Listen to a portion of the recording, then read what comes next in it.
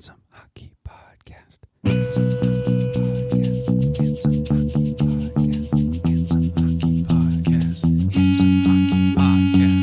Handsome Hockey Podcast. Handsome Hockey Podcast. Handsome Hockey Podcast. Handsome Hockey Podcast.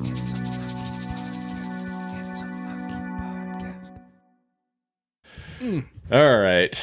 Da da Beep bop da da da da da da. You know, speaking of a really fucking awesome ending, Stanley Cup happened. I'm still coming down from that high. I watched maybe like 2.5 games of it. I was busy. I watched a lot of pieces of games of it, and like it was clear that it was a very, very good and appropriate matchup. Like this was probably the best two teams this year, except Tampa Bay had a lot of walking wounded players, come to find out after the fact, and can't kind of fault them for it. Ryan McDonough with a new metal band name, Mangled Finger. If it was Mangled Middle Finger, it'd be even more hardcore. Opening up for Braden Point's speed metal jam band called Quad Tear. Braden Point and the Quad Tears. Yeah, apparently a very significant quad tear. Like, okay, we were always wondering if he was going to come back like Goku and make a huge difference. And like, oh, turns out his leg is really, really fucked up. Okay, well, so I don't know. It becomes a little bit more plainly obvious when you look at all the Lightning injuries, like how a probably already superior Colorado team finally made it over the top against what has been sort of the Death Star of the NHL for the last 3 years, in this Tampa Bay Lightning team that won 11 consecutive playoff series. Holy shit. That's a feat that won't be matched for many, many, many, many years. Except for if Colorado is the juggernaut we think they might be. We'll see if Joe Sakic can manage success the way that Tampa has. Like, Tampa's done a really good job of keeping valuable assets, letting less valuable assets go, not overpaying for everybody and really keeping the band together as much as they can. And like, now Colorado's there. Congrats. You successfully won the cup. Now on to your immediate challenge. And I mean, they seem to be up to the task, at least from first blush. Yeah. I mean, we'll get to free agency here in a little bit, but They seem to, I mean, Joe Sakic, who is now the president of hockey operations, he's been promoted, quote unquote promoted, but like we all know. He got promoted from president to spiritual leader. If you get a phone call from either Joe Sakic or Steve Yzerman, just don't fucking pick up. Yeah. Let them leave you a nice voicemail. There's a great meme, and it's just a picture of Yzerman on the phone, and it says, "This is a robbery. Please stay calm." Speaking of memes of people on phones, shout out to somebody on Twitter. I can't remember who it was, but they video shopped I think it was Kyle Dubas on the phone with Justin Timberlake beatboxing at the end of not Sexy Back, Rock Your Body. Like and they did it, and they made it so it was in rhythm, and so you could just run the TikTok on a loop and you would get the best part of that song. Instead of gonna rock your body to the break of day. And that's not it. To the end of this song. Yeah. Gonna have you naked by the end of this song. God, I am fucking terrible already off the bat. Speaking of terrible, this is the Handsome Hockey Podcast. We haven't announced ourselves yet. Yes. I'm Jake, and I'm Evan. Yeah, and we're happy to be back. It's a little steamy today, but less steamy than days past. Let's say, like, we would be like full on vegetables in the microwave if we'd have recorded yesterday or the day before. Instead, we played hockey in that heat. Yeah, I would be very unpleasant if we had recorded the last couple of days. Speaking of very unpleasant, people who hate on Nazem Kadri, they got their just desserts by Kadri being the first Muslim to ever raise the Stanley Cup. And not more importantly for the joke that I'm going with, wearing t-shirts that troll hard. Yeah, and I didn't realize that it's both a reference to a podcast and also trolling about the series clinching goal. I've only made this connection recently. So wearing t-shirts saying too many men, where like a lot of people were like, oh, there were too many men. Yeah. But also it's a good podcast. Yeah. So win-win. Also notable in the Stanley Cup hangover, the amount of times that the Stanley Cup has been dropped by Colorado. I think Very that's high. it's a new record. It's a new drops record. per 60. It's a new record, and we're less than a month in. I mean, they dropped it on the way to taking the photo, the team photo. That was a great cut. I think it was Nicholas Aubé-Kubel. I mean, he just eats shit on his skates. Like, he's not even drunk at this point. He is probably fully fucking sober, and he just like is carrying the Stanley Cup and awkwardly eats shit on his skates and goes cup down.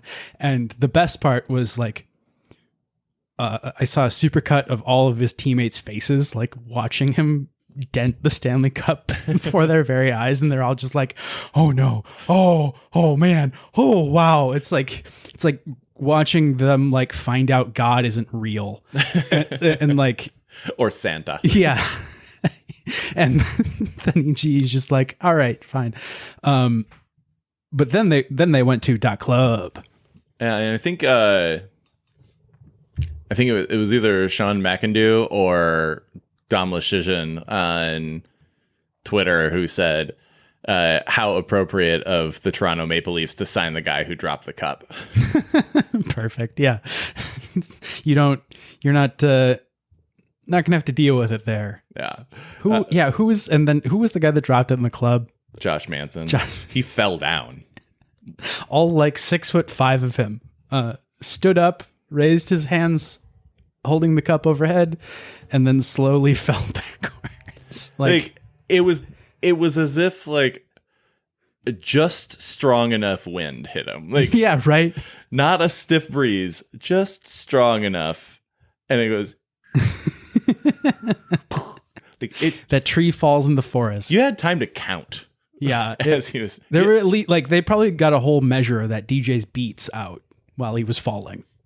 That was definitely like an ounce fall. Have you ever maybe fallen from something or done something, and as it's happening, you have enough time to think, "Oh, this is really gonna hurt"?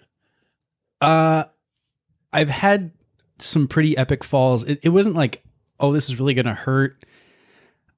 One time I was playing in a pit orchestra, playing cello, and we were in practice, and somebody, as a joke, as I was sitting down holding my cello to play, I think it was the bass player.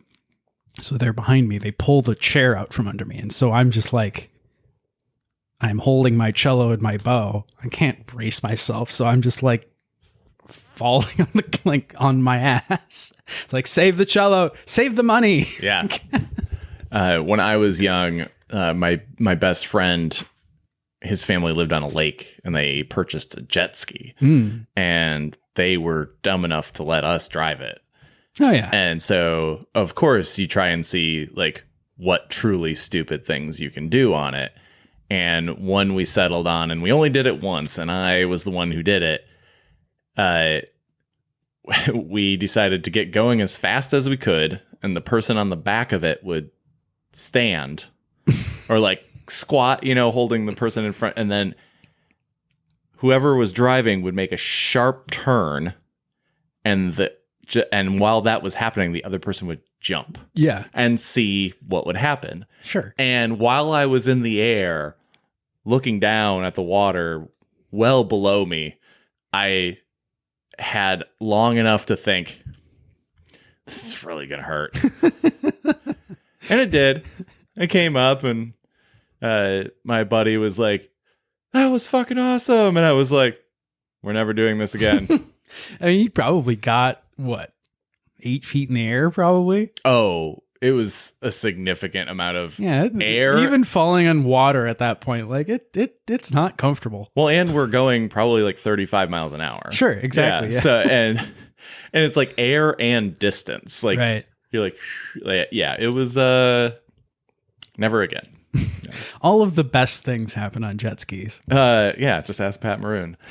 Speaking of the best things, however, the Hockey Hall of Fame has inducted new members, and but yet still not Alexander McGillney. God damn it! Yeah, which is he's going to get a dope documentary before they put him in the Hall of Fame.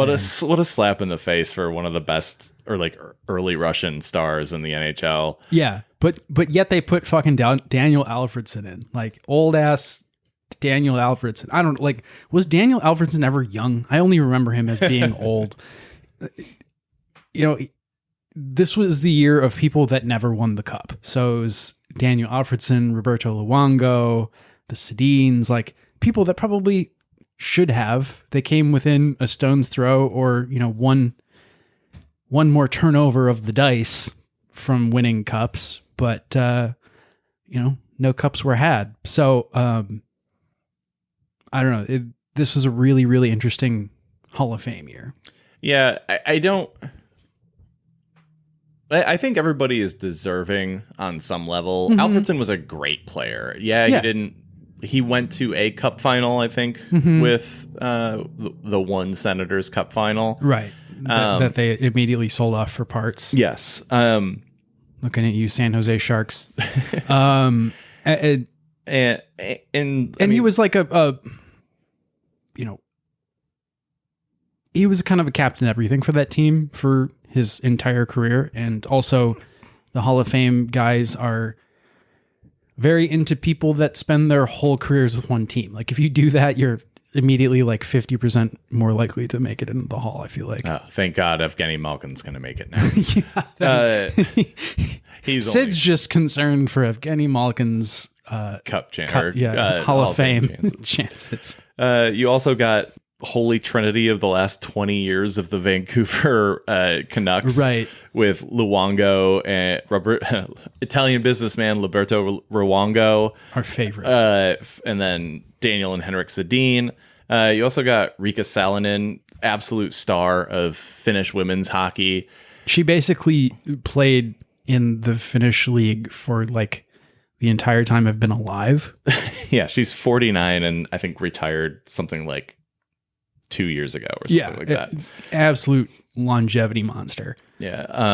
And then also the one that I'm the most thrilled about is Herb Carnegie getting into the Hockey Hall of Fame in the builder category. We've talked about Herb previously, lot on early on in our podcasting careers, several times as well. Like, if you look just at his NHL stats, you're like, oh, okay. But the like actual impact off the ice, where he has spent decades now trying to bring the game of hockey to new populations, to populations that hockey generally underserves and kind of neglects. Yeah, and just being a hell of an interview and seeming to have like the right words for any given moment. The dude's a star, and like, thank God that he's finally getting his due and getting into the Hall of Fame. The other thing that, we kind of got to talk about with this is why not more women inducted? It seems like they haven't inducted 2 women since the first year that they started inducting women. It's like, oh, you can only have 1 per year. And especially in sort of like slightly weak men's class, it would be nice to get, another one of these women that are waiting in the wing, because there are several women that are waiting in the wing that like probably should be first ballot Hall of Famers, but because they've created this like artificial log jam, we're not talking about Megan Duggan getting inducted this year when, damn it, she should be like already, when is the first ballot women's player? Megan Duggan should be a first ballot. Absolutely. While we're talking about women, it should be pointed out that Salonen is the first non-North American woman to make it into the Hockey Hall of Fame as well. Yeah, we're doing a little bit of crawling before we can walk, perhaps, with respect to women in the Hockey Hall of Fame. Dude, some year there just better be like 20.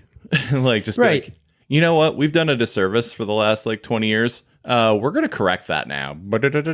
Yeah, here's 4 or 5. I mean, they could start by doing fucking 2. Yeah. Like, that would be a real treat. Yeah, like Jennifer Botterill is out there who... I know that there are women out there that are eligible that should get in now. Jennifer Botterill. Yeah. I think she's got 3 gold medals and like 5 world championships. Mm-hmm. Like, what's a lady got to do? Exactly. Turns out probably be a man. But I mean, well, then that invites a whole other set of questions. Don't let them swim in the same pool. Right. Anyway, yeah. Fuck the NCAA. Anyways, talking about making a pool bigger. Wow, nice. That was every once in a while, Evan. You just like throw out a nice little tidbit, and I'm just thank you. I'm just like, damn, feels nice to be appreciated, right? Yeah, tell my boss that. You can't really like nitpick any of these people outside of the fact that most of them never won a Stanley Cup. Yeah, and I kind of agree with the voters this year and kind of the general sentiment against that. You know, like, it's hard to win a Stanley Cup. We are up to now 32 teams, 30 when most of these people played. You know, that they didn't win a Stanley Cup as a part of very, very good teams that competed for it was just a matter of chance. So, you know, why, if you look at like playoff appearances and finals appearances, like that's maybe a better indicator of your level of fame than how many times you won the cup. Right. Yeah. And I think you're absolutely right. Like, that's not something, it's easy for us to be like, oh, this guy was a 7-time cup winner when he played for Montreal in the 50s. But like, yeah, as like a third pairing defenseman. Yeah. Like, it's entirely different when, you know, there's the mass amount of parity that we have in the league now. Yeah, sorry, Guy Lemontague, like you're not deserving. I don't know. That's my stereotypical name of Montreal 1950s. Yeah, it works for me. It's either that or it's like Guy Ray LaMontagne. It's like Slappy Boy Chuck. I mean, we have been having a lot of fun with fake ass names around the draft. How'd you get the nickname Slappy? Oh, I see it now. Oh boy, I shouldn't have asked. Walked right into that one. Moving on. The PHF, they of the mostly silent free agent process, finally officially announced that Montreal will be playing games this year. We are les stoked. Do they have a name yet? They do not. That should be coming in It'll be the Montreal Montreal, s'il vous plaît. If you please, if you would please do some scoring, and if you would please save some pucks, we will win. Yeah, I mean, those are the two big asks, right? Let's see. But yeah, that's exciting. I mean, obviously that fan base is going to absorb a professional women's hockey team like gangbusters, probably more appropriately than they absorbed their first round draft pick. Like, they'll boo less. Well, it's interesting because in announcing Montreal so late, you don't really, like, you're kind of putting them behind the 8 ball, right? For roster building for this year. Yeah, and that's kind of how the PHF has done things. And I'm a little bit not surprised that the whole process is a little bit behind the 8 ball, but it's tough to get a new sports team up and running. Like, we should give them credit for that. Like, well, I mean, at the same time, like, Boston still hasn't officially announced anybody yet. Wonder if they're going to have a team, you know? Yeah. Who knows? Yeah, maybe it's a relocation. It's not a new team. Yeah, they're now the Southie Pride. Yeah, there just hasn't been a lot of big movement so far, or since we last recorded. We did see Soroya Tinker did sign with Toronto. Okay. I don't remember if we talked about this last time or if it had happened yet, but Carly Jackson signed. We did talk about with that Toronto. last time. Well, then I'll just leave it in here so people know how inept I am. It'll be great. No, that's fine. We can talk. We can talk about these things multiple times. I mean, Carly Jackson's the best. But yeah, we did see kind of a bunch of signings right away, and then now we're sort of in the middle doldrums when there's probably a bunch of negotiation happening behind the scenes, and then like another next tier of players to sign behind that. So there will be a lot to talk about in the probably coming months or so. Yeah. If anybody who happens to have any sort of leverage at U-Haul is listening to this podcast, somebody from your company needs to reach out to Carly Jackson, who is at Tough Mustard on Twitter. Okay. She's been pining for U-Haul to sponsor her since she signed with Toronto, and she's got to move up there. So make it happen, U-Haul. Help a goalie out. I mean, that's probably a whole truck's worth of equipment. That's one truck up. At least, yeah.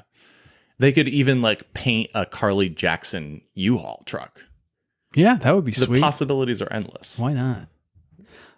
Elsewhere in women in hockey news, Hailey Wickenheiser has been promoted to the assistant general manager of the Toronto Maple Leafs. I think that's the highest... Tied for the highest position held by women in professional hockey right now. It's nice to see the number going up. And along those lines, we got Mike Grier named the general manager, the first black GM in NHL history. I just read a couple articles and they're like, who we believe is the first black GM in NHL history. I was like, just fucking look it up. Don't like...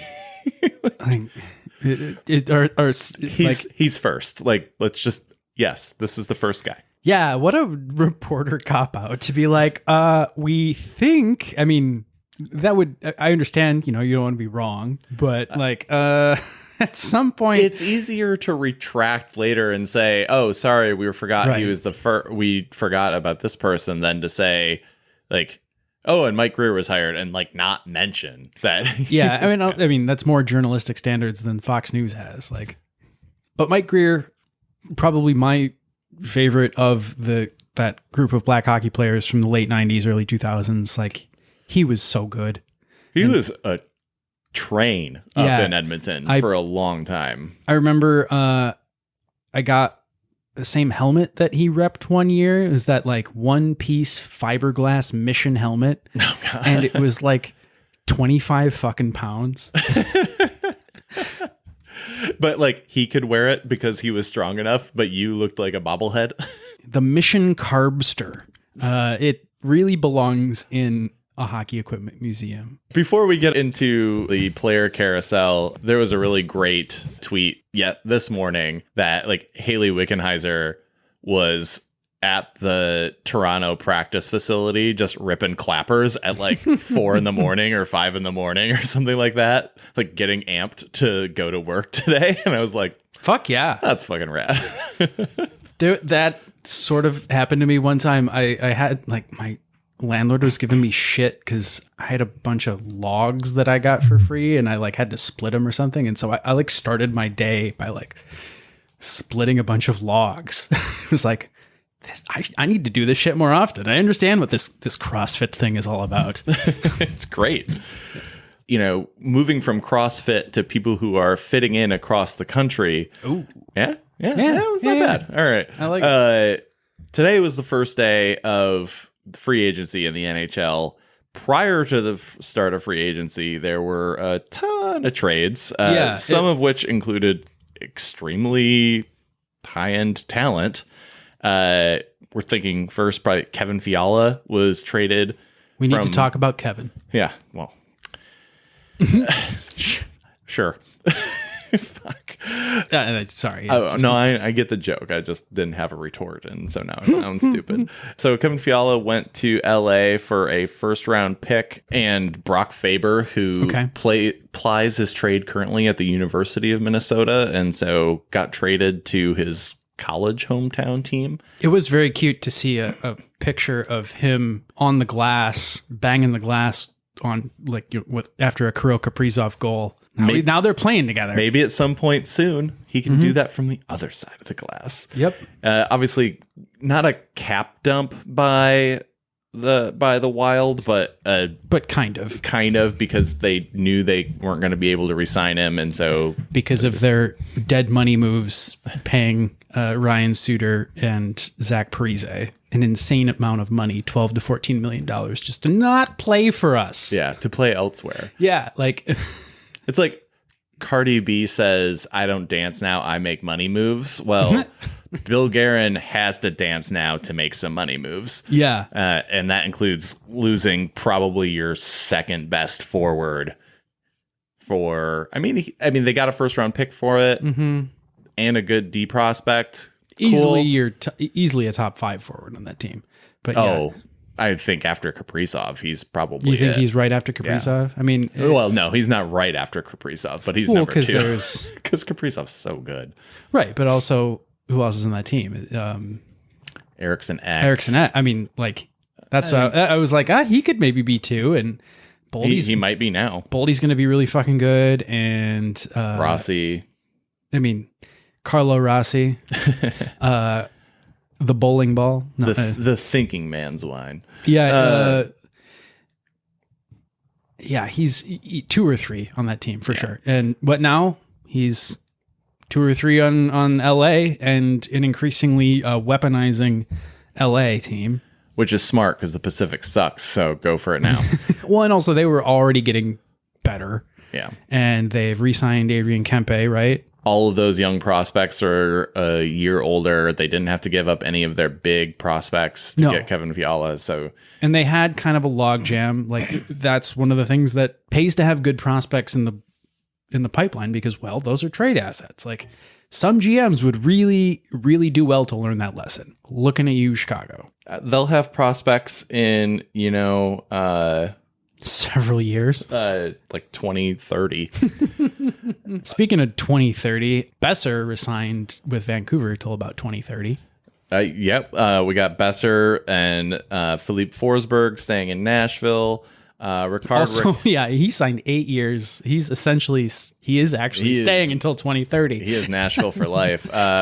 Ricard Raquel, Chris Letang, and Evgeny Malkin all somehow fit under the cap in Pittsburgh. Absolutely insane. I don't know how the fuck that happened. They got those 3 signed for something like $1.5 million less each than they were signed before previously. How did they do that? Sidney Crosby effect? Yeah. Crosby going, "Hey, stay with me. I've got you. Stay with me." Did you see the video of Malkin and Crosby like several years ago talking about like Malkin like maybe testing the free agent market and Sidney Crosby's like, "Wait, is this true? Would you do this to me?" It's like and Gino's like, "Well, no, daddy." This is a jilted lover. Yeah, it was hilarious. Probably the most bananas trade pre-draft or free agency. Toronto decided they didn't want to pay Jack Campbell $5 million a year for the next 5 years, which apparently was like what the market just decided that he was worth. Yeah, it's like every NHL guru was in a room and they just said, "Okay, we're gonna decide what Jack Campbell's worth at once." Everyone just say a number, and everyone's like, 5 by 5. And they're like, well, nailed it. All right. That's unanimous. All right. So they didn't want to pay Jack Campbell $5 million a year. So they traded for Matt Murray, the oft injured former Wunderkind, who is, he's won some cups. He's won in his youth. Yeah. On the backs of Sidney Crosby, Evgeny Malkin, and Chris Letang. Historically, he's a very good playoff goalie. We'll give him that. I don't want to take that away from him. Yeah, I mean, for a couple of years in his youth, he looked like the next big thing, and now he has not stayed healthy. He looked good for stretches last year. He has a lot of connections in Toronto. Apparently, everybody in that front office knows him, like goalie coach to GM, like. Well, considering that Kyle Dubas only hires Sioux Greyhounds, right? Yeah, that's right. So it's like everybody. like it's not you don't even need to like reach out to their agent. Like these people already have each other's phone numbers. Yeah. Like they played golf in the summer. Yeah, they texted Matt Murray and they're like, "Yo, can we make this happen?" They have a Slack thread. I'm sure. Yeah, I imagine this happened a lot. Like a beer league guy changes hands. Like, "Hey Matt, do you want to play for us?" Yeah. So, Ottawa retained 25% of his salary, which means he's still making like 4.25 or something like that against the cap. So for $750K more, they could have had Jack Campbell, but they wanted Matt Murray. Your previous starting goalie. And they also traded oft injured Peter Mrazek because they were like, oh, we got to get out from this contract. This guy's always injured. I know. Let's send him to Chicago. Let's get Matt Murray. Yeah. He'll be healthy. I mean, obviously, they think they are in a buy low on a good player. Like every sign says, we think more about Matt Murray than we thought about Jack Campbell and Peter Mrazek as a duo. And I'm sure they're going to add another goalie there somehow. Oh, they signed Ilya Samsonov today. Or sorry, Samsonov. Like that's an interesting one too. There's some like it's like taking like two low floor, high ceiling swings. You know, either one of these guys could be your 1A maybe, but you may not have a 1A between the two of them. You know, these could be both. Like this could be Colin Delia and Malcolm Subban and Kevin Lankinen. Like, you know, just a bunch of 1B goalies. Yeah, and you know what? If that's what they think they need to ascend to the mountaintop, also known as the second round of the playoffs. Hey, have at it. I mean, at some point when Toronto will eventually probably win something, but it won't really matter. The Raptors already did. The Argonauts are a perennial contender. The Blue Jays are very good this year. Okay, fine. The Maple Leafs will win something, but it won't matter until Keenan Thompson undoes his burn. Like it doesn't matter until Keenan Thompson recognizes it. But the Matt Murray trade kind of leads us into what I think is honestly, even with the first day of free agency kind of behind us now, the most interesting thing is the goalie churn. Oh yeah, goalies this year be all crazy. Well, there's not enough good ones. Right. And so a bunch of teams are scrambling to get their 1A, 1B. Right. And settling. Some of them didn't, Right. like some of them have just atrocious goaltending combos. It sort of looks like a hurried last episode of Love Boat or something. It's like, oh, well, get with whoever you can to get out the bar. Closing time. Some teams decided to be proactive. The Wings traded for Ville Husso at the draft. Very smart. For a third round pick. Also, I mean, his salary is like nothing. Yeah, it's like 4 something. Oh, really? I thought he was like. I think it's like 4.25. I thought he was like 1. I thought he was like no, close to the league min. No. Because he was either a free agent or a restricted free agent. And I think he got 3 by 4.25. Give me a sec. 3 by 4.75. Oh, okay. Well, not as impressed, but that's a good swing. I mean, between him and Delkovich, like you have a couple good young guys that could be better. Yep. And you've got Sebastian Casa in the Wings. Giant Sebastian Casa. Yeah, he's a condor, but he's in the Wings. He's a Hassa. Okay. All right. The Devils traded for Vitek Vanacek. The Avs traded for Georgiev and immediately signed him to a longer term contract. And that would be because Darcy Kemper went to Washington. Well, they were like, we can't afford what Darcy Kemper wants, so bye. And also Darcy Kemper wanted to be a senator. Just become... Fuck. There's a bridge too far on that one. Yeah, it was. Like I saw the wheels turning and I was like, oh, he might get... nope, dropped it. Darcy Kemper goes to Washington was the high part of that joke. I got it. I knew you should leave this all in. I knew where you were going. Oh, I will. The Minnesota Wild re-signed Marc-Andre Fleury. The Pens re-signed Casey DeSmith to be their backup. Washington got rid of, on the other side of that, Washington got rid of Vitek Vanacek and Ilya Samsonov. Right. It's just, we don't like any of our goalies. Yeah, they did goalie sign upset. Darcy Kemper, so it makes sense. But like, right. Well, they saw what Carolina did last year and said, hey, we don't like any of our goalies. Let's get new goalies. Bye. The Oilers, I was really hoping the Oilers would somehow screw up the chase of Jack Campbell, but they didn't. So Jack Campbell is an Oiler. Jack Campbell is an Oiler. He's and going to face and Mikko 78 Koskinen shots is a year. like out in an oil rig somewhere. I mean, if he's lucky. They're like, yeah, this is what you do for the summer. Earn your keep. So does that mean Mike Smith is a backup?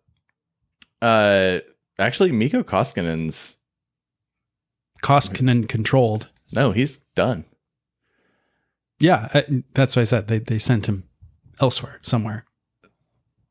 His contract was just up, right? Yeah, his contract was up. Right. So yeah, it's Campbell and Skinner. Stick.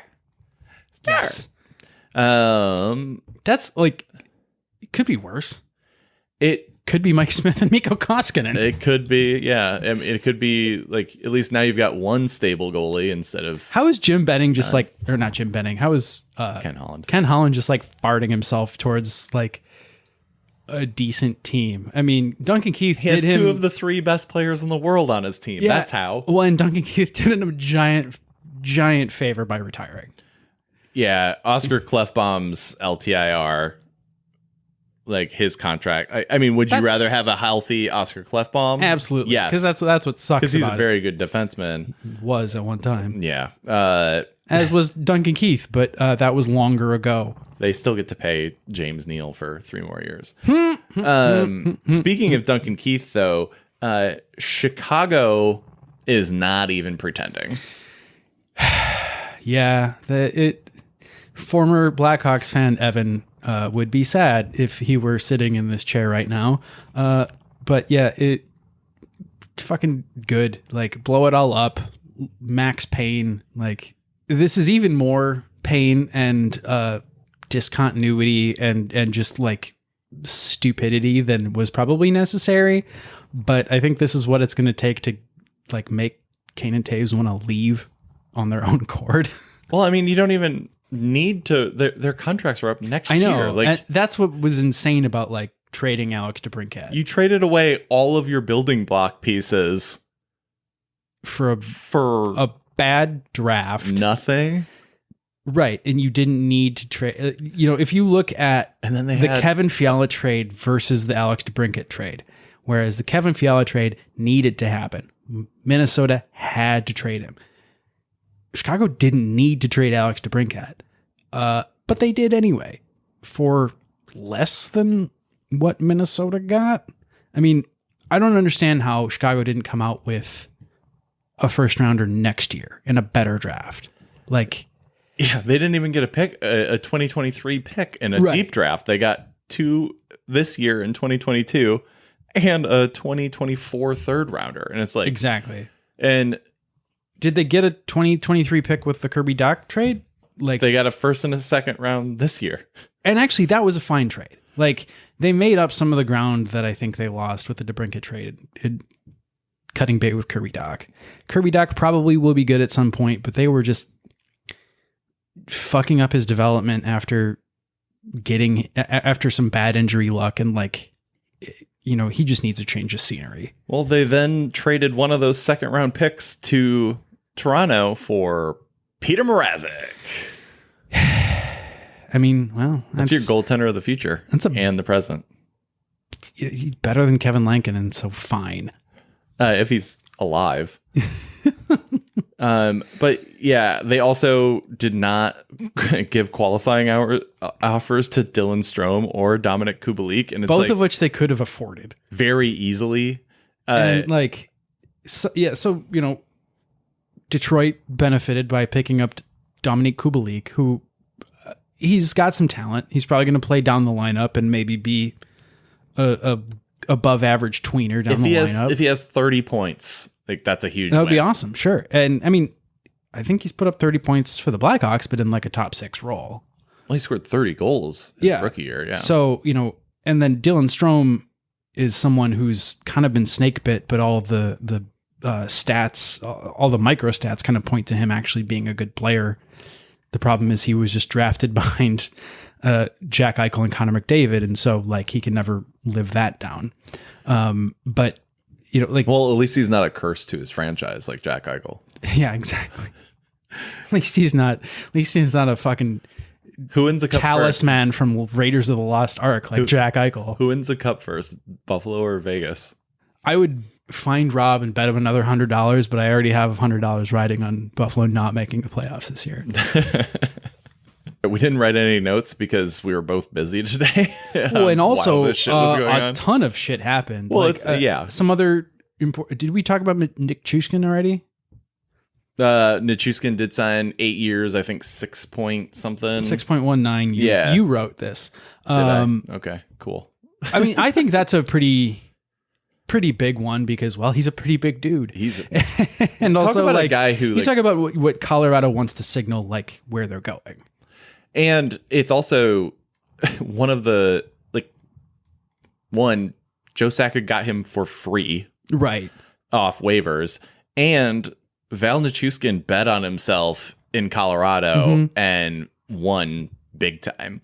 I feel like we have a history of recording either just before or the day of big things, and then we report things, and then by the time I get this shit edited, the other big thing has happened. So I think we're probably swooping in right after most of the big things have happened, though. Yeah. I mean, knocking on bamboo currently. Johnny Gaudreau already signed with Columbus.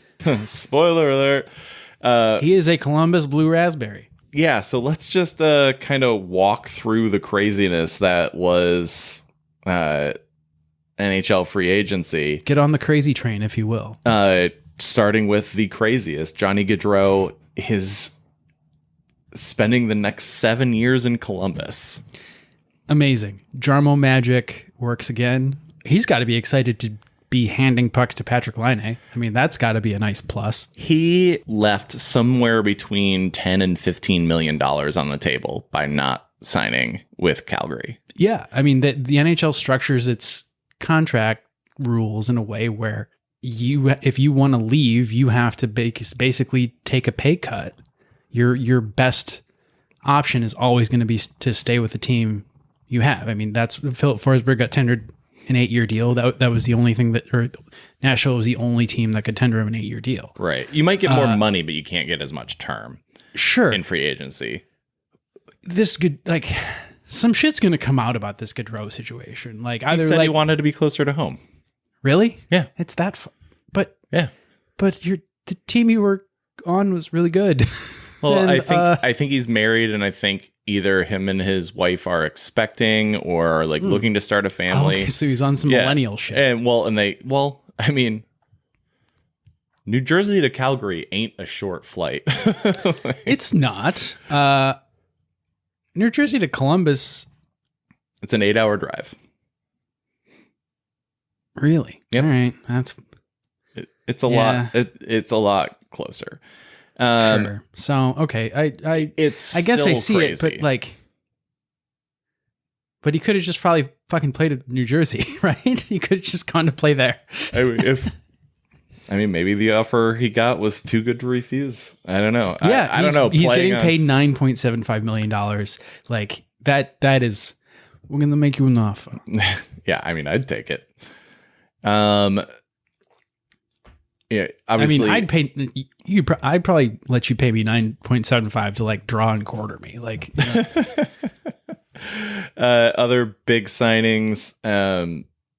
Vincent Trocheck signed with the New York Rangers for 7 years, a little bit more term, I think, than most people were expecting him to get, but he got $5.63 million, so maybe a little bit lower of a cap hit than most people expected. Andrew Kopp signed with The Detroit Red Wings. The Red Wings? The Red Wings. It's been so long that they've been good. I just mispronounced the name on accident now. And I mean, like I'm a baby with a speech impediment. We got to talk about their free agency. We'll get there. Yeah, we'll get there. Are you still naming names? Yeah. Okay. We're not going into analysis yet. Got it. Claude Giroux, 3 years to return home to Ottawa. I mean, return home is that he's from there. He has not played in Ottawa yet. Correct. But what's notable is that the rest of the Ottawa team is approximately the same age as his children.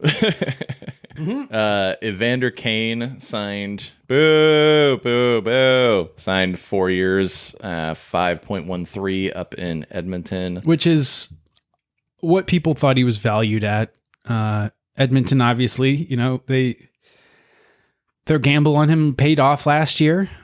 He was a good enough citizen while he was there to not get into trouble. I mean, he's still relatively unsavory. It did come out, I thought was interesting, that he requested a trade literally every year he was in Winnipeg. Really? Yeah. That somehow didn't come out at the time. Like, because nobody cared. Yeah, no. Once he started doing racist shit, everybody started caring about his trade requests. Jack Campbell signed 5 years, $5 million per in Edmonton as well. Columbus also signed Eric Branson. 4 years, $4 million per. You know what? Fucking good for him. Yeah, like he's 100%. As a defenseman and appreciator of defensive defensemen, like, that's pretty good. You just paid $4 million a year for a dude who got sheltered third pairing minutes on a good team. Tampa Bay re-signed all of their RFAs that were coming up next year. How the fuck is this possible? They're gonna have to. It's fucking bonkers, is what it is. I mean, it's going to be. They're going to launch Pat Maroon and Harvard guy. What's his name?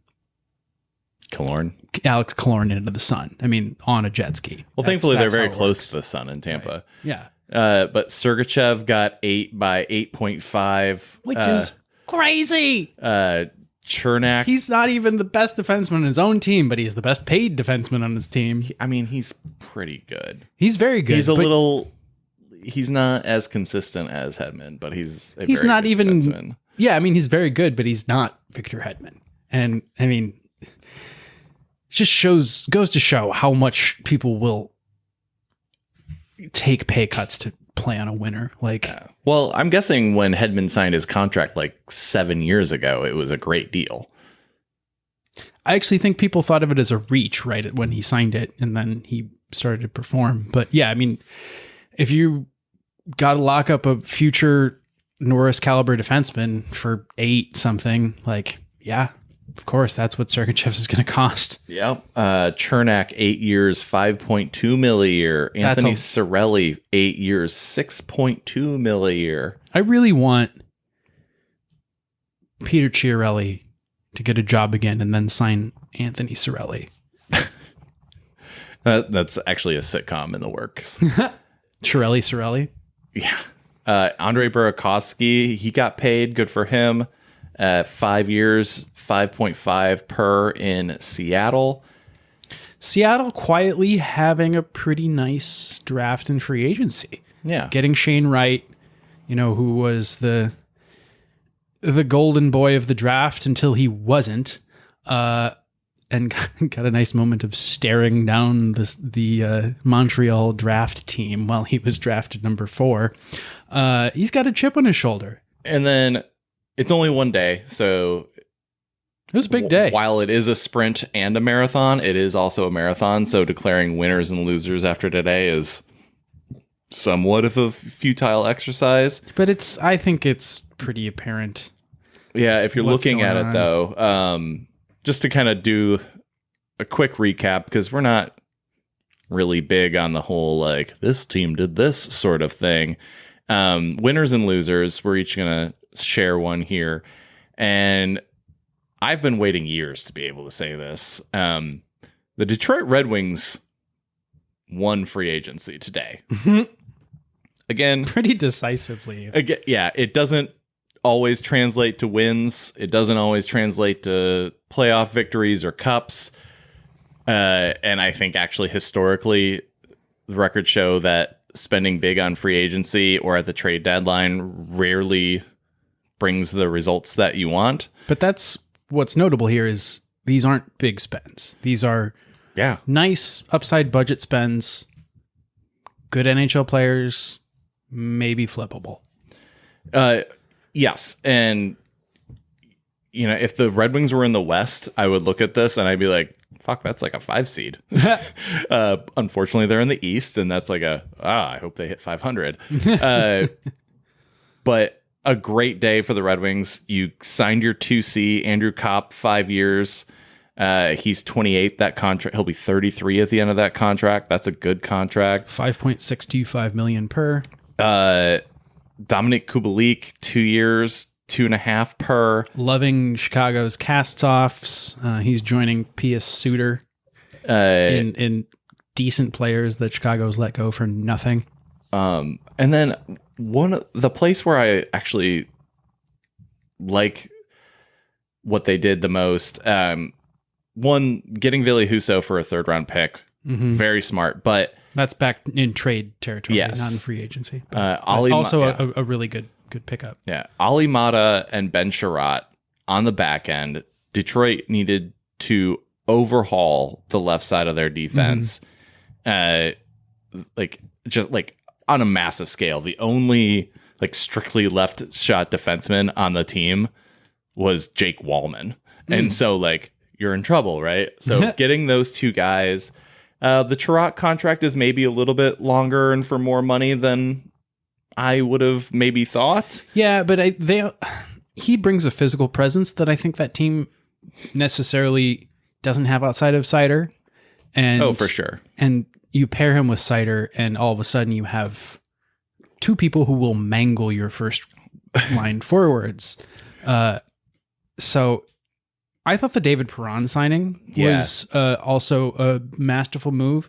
I was saving that for last, and they just got him for $475 per. Yeah, I was saving that for last because I was so shocked that I texted my brother. I said, the Wings just signed David fucking Perron. And my brother was like, sunglasses on ice. Yeah, my brother's response was, wow. It's like that was the interaction about it, because I was like, wait, why the fuck is David Perron coming to the Wings? Also amazed that also amazed that anyone that played in St. Louis would ever sign in Detroit. Hey, Brett Hull did it. Honestly, big winner for me is my boys, the Detroit Red Wings. Now, honestly, if you can somehow fleece the already over the cap Vegas Golden Knights for Nick Hague, please do it, because I think he's going to be fucking awesome for a long time. But otherwise, just re-sign Tyler Bertuzzi and Dylan Larkin and call it a summer. You're good. They got their work done right out of the gate and they're set. Yeah, now they just have to decide if they want to pay someone that can't play in Canada. As of right now, he can't play in Canada. I don't know who to go with here for my winner. It's kind of a toss-up. I'm going to go interesting in Carolina. I think I'm going to go Carolina as my winner. You could, the other case would be for Joe Sakic, but I think the Carolina win is interesting. They dumped Tony DeAngelo, traded his ass. And got great return for him. Got a lot return for him, and then picked up Brent Burns with salary retained by San Jose. Chef's kiss. For very little. It's a 3rd-round pick, a solid bottom 6 guy, and a goalie prospect who might be something. And San Jose is retaining 34% of Brent Burns' salary. But so got rid of Tony DeAngelo, got Brent Burns, and then picked up Max Pacioretty for $0. For nothing. I know Vegas had to camp dump somehow, but I don't know. This must have been the least that they had to give away to get rid of him or something. Like this makes no sense. From Vegas's perspective, like, yeah, you have to get rid of somebody, not him. Like, well, you want to clear, was it $7 million off of your books? You can do it real fast by trading Max Pacioretty. Max Pacioretty. It's a remember it's when, a coup. Well, remember when Vegas came in and everybody was like, "Holy shit, they have the best front office team in the league. This is incredible. Like, I can't believe they've done this. They went to the Stanley Cup Finals their first year, Western Conference Finals the second year." Now what? Well, because they mortgaged, I mean, they instantly had an awesome draft, then they mortgaged their future heavily. And I would say too far. Well, and I would say they keep going too far because now they've started to mortgage their like near-term future for now after already mortgaging their midterm future for yesterday. Yeah. Which didn't work out. And so like that, yeah, they're starting to have to pay the piper. But like, he's a fucking $7 million 20+ goal scorer. How do you just trade him for nothing?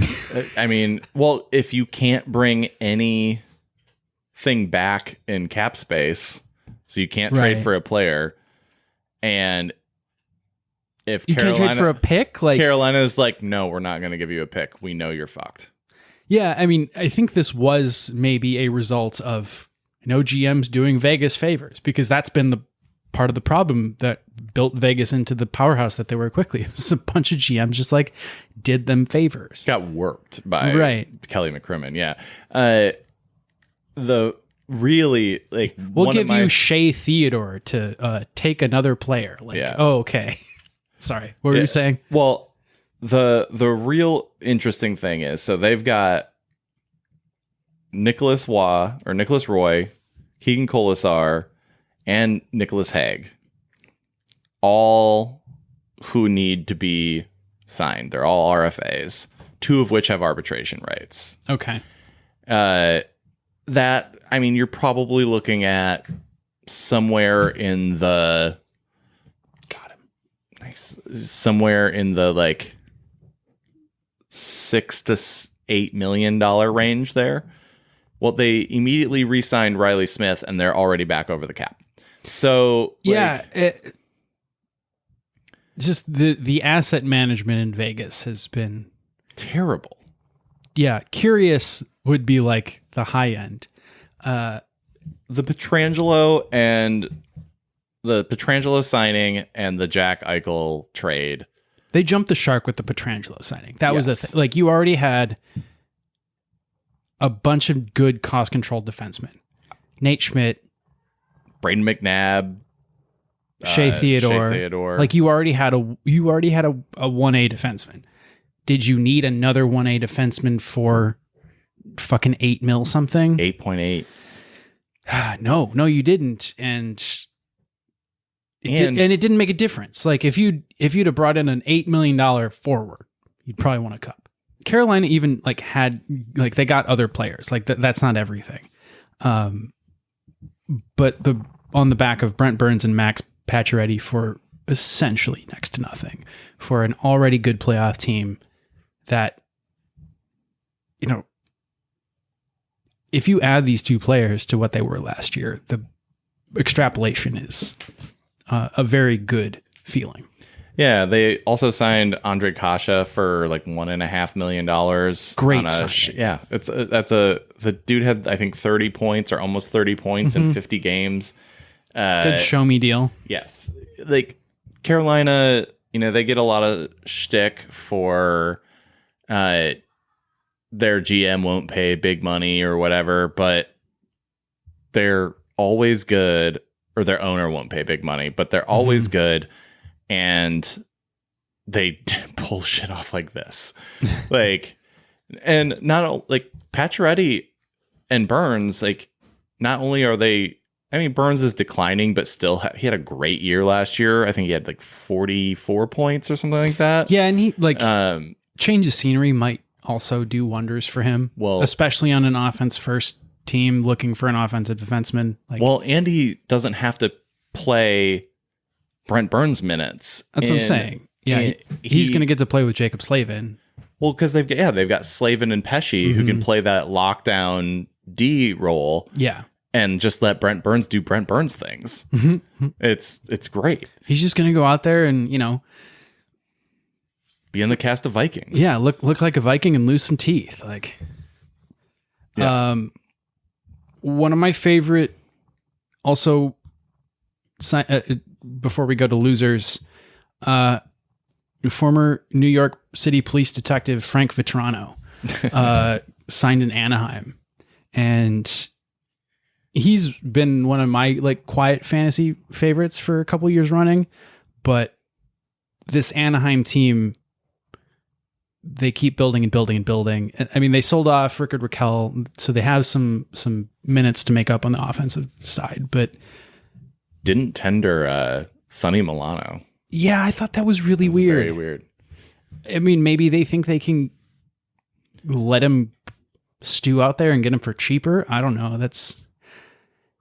Doesn't make a whole terrible lot of sense to me, but whatevs. Losers. There were many. It's been I'm interested to see who you go with here. You want me to go first then? Yeah, sure. I'm going to go with Philadelphia. Yeah. Okay. You taking the lowest hanging of the lowest hanging. Well, because I wanted to talk about a couple of different things here.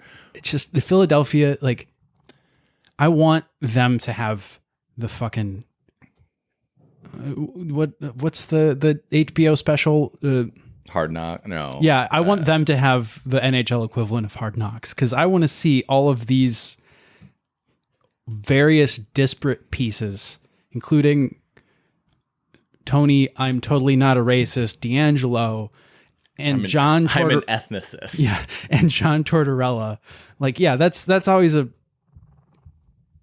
good sign. I think Sean McIntyre said this. It's always a good sign when you take a new job and you need to remind the world that you're not a racist. You've done great things. But yes, please continue. Sorry. Yeah. So this offseason in general has been a disaster. Re-signing Rasmus Ristolainen. Oof. Trading very good assets for Tony DeAngelo. I mean, Tony DeAngelo, at least on ice, has some value. Human piece of shit, probably. But on ice, does good things. And then Chuck Fletcher, who is trying real hard to win that Chiarelli GM of the Year award. You have a hometown boy who is the number one free agent on the market, who grew up a Philadelphia Flyers fan in South Jersey, who is desperate, so desperate to get closer to home that he left $15 million on the table for a competitive playoff team, a team that has legit Stanley Cup aspirations. Basically closed Calgary's window by leaving. And Chuck Fletcher says, we would have had to move too many people. Too many people meaning fucking JVR, Jonathan Van Riemsdyk, James Van Riemsdyk.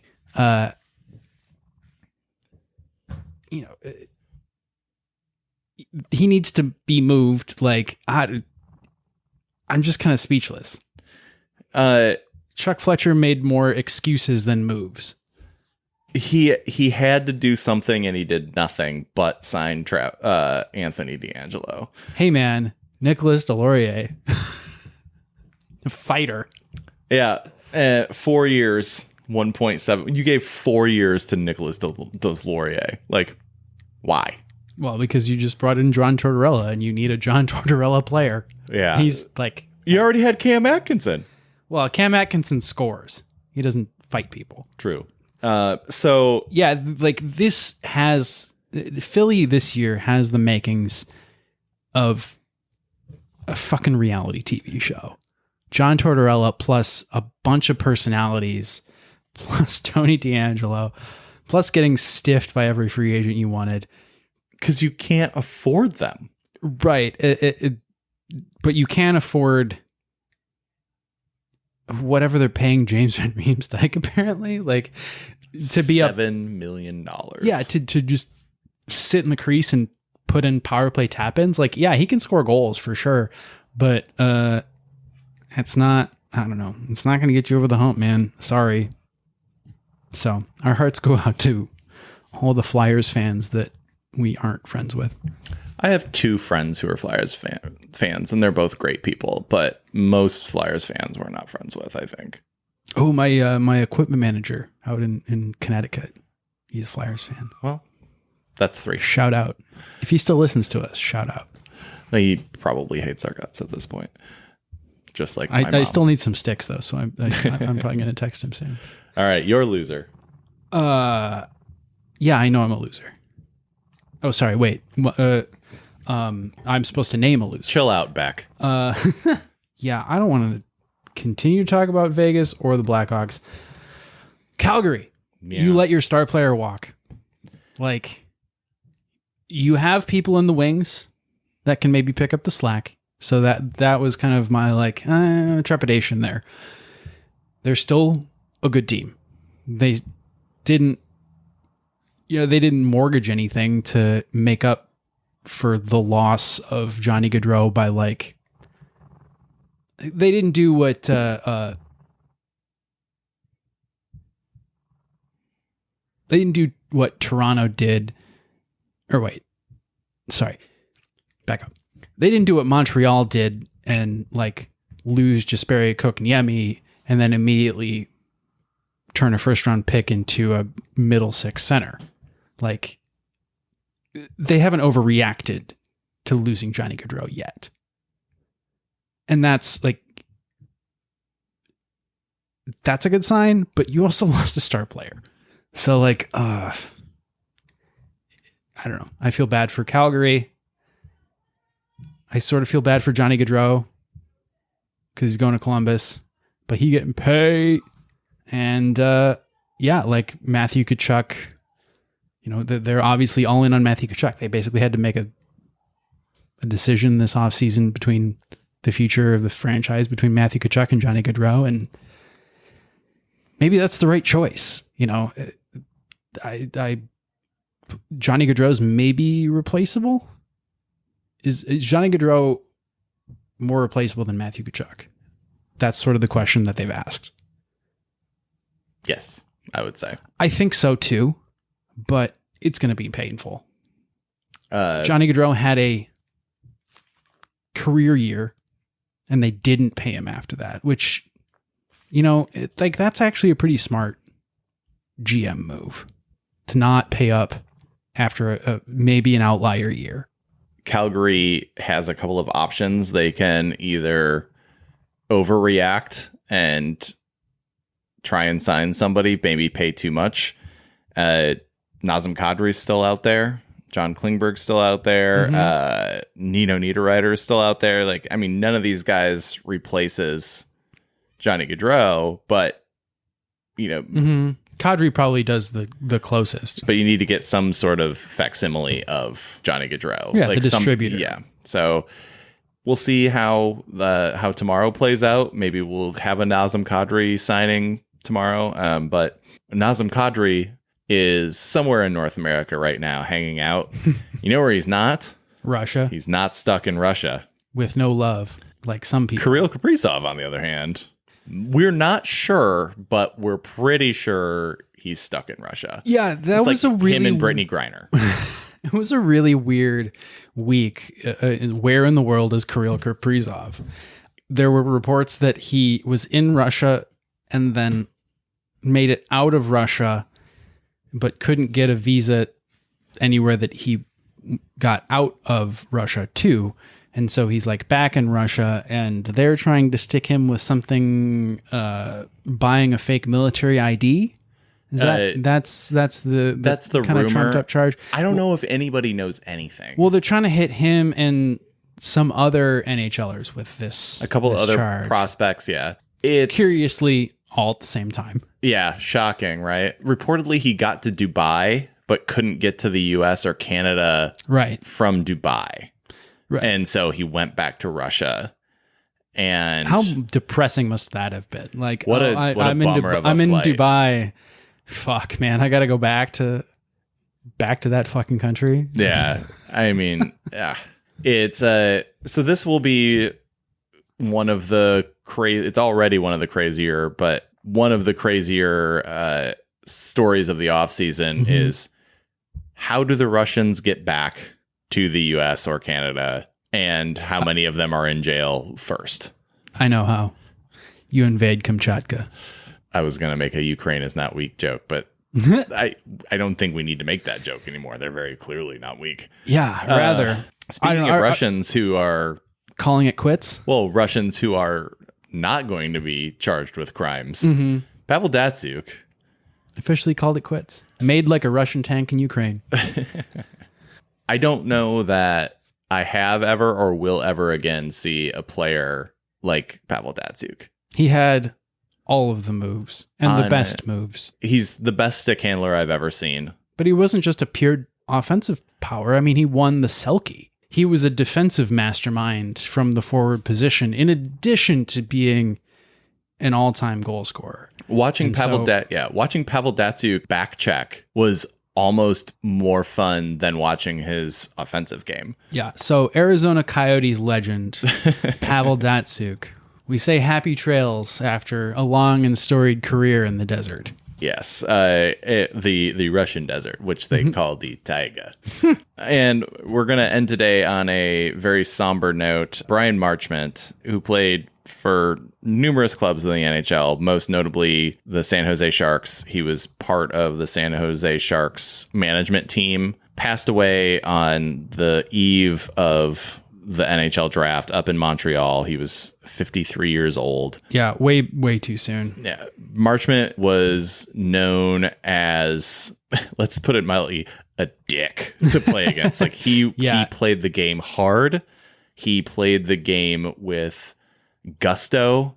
And we obviously don't know him, but by all reports, he lived that way too. But he was a very kind and giving and caring and gentle person off the ice. Which is, I mean, that's a duality we see with a lot of these kind of 90s and 2000s hockey players. It's like, yeah, you held and hooked and punched and, you dragged the offensive game of hockey into the ground, but you were a very kind soul and loving family man off the ice. And but in an era of that happening, people are like, oh fuck, Bryan Marchment. Well, he played for 17 years. Yeah.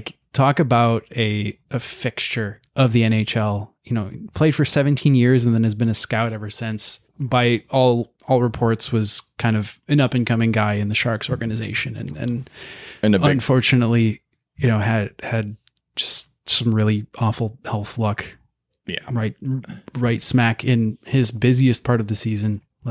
He was known as a really, team first guy. And one of the first things that Mike Grier did after becoming the San Jose Sharks GM was to acknowledge that they're all really going to miss him terribly. It's really sad to see anybody leave this earth before their time. And so, none of them will ever hear this, but, our condolences go out to the Sharks family and to Bryan Marchment's family as well. His son just signed a deal with the Dallas Stars, and we're happy to see that. On the back of sadness comes a little bit of joy. Obviously nothing replaces your dad, but, having that sort of stability can help you. Our hearts go out to Brian and Mason and their family. So with that, thank you so much for listening to us. It's the summer and it's nice. And so podcasting, making a podcast that doesn't give us any money isn't super high on our list of things. And also it's just been really fucking hot. It was nice today and I'm sitting here sweating. So are you saying that if someone were to give us money, we might do this more often? 100%. Yeah. Yeah. I would. Opportunities abound, friends. Yeah. come join us on the bandwagon towards financial stability for the podcast. Yeah, thank you, everybody who listens. I've actually recently had a number of people talk to me about the podcast and say they've listened and that they really liked it. And so yeah. That's fucking awesome to hear. So thanks, everybody out there. We love you. Yeah, we find any feedback super encouraging. You can find us on the internet at handsomehockey.com, Handsome Hockey Podcast on Instagram, at Handsome Hockey on Twitter, where we're probably most active. Email handsomehockeypod@gmail.com, or for your parents, Handsome Hockey Facebook page. Yeah, no, don't have a TikTok yet for the kids, but maybe soon. Thanks, everybody, for listening. Take care and stay handsome, everybody. Restez beau, tout le monde. Hon, hon, hon.